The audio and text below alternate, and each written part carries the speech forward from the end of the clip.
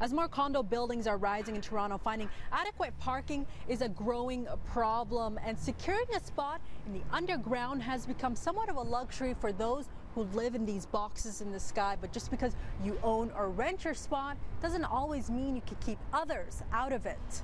Toronto Police's parking enforcement unit says the situation has gotten dramatically worse in the last few years. Officers are getting called in noticeably more often to ticket and remove vehicles from private spots in underground condo parking areas. Some residents have taken matters into their own hands. Take a look at this sign put up by a condo owner in City Place warning unauthorized vehicles that have been using his spot. And we were contacted by a City News viewer just last night about a car that parked in his spot for 5 days before the driver moved it this morning after much pleading from the viewer and his concierge. Even parking enforcement will readily admit the penalties are not tough enough in these situations, and the unit's hands are tied in enforcing the law for multiple reasons.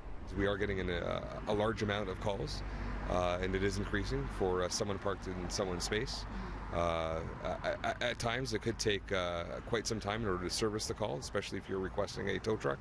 And also one of the challenges is with a lot of these new condos, the clearance in the underground is lower, and at times our contract providers of towing services aren't able to provide a truck that is low enough in order to enter that underground.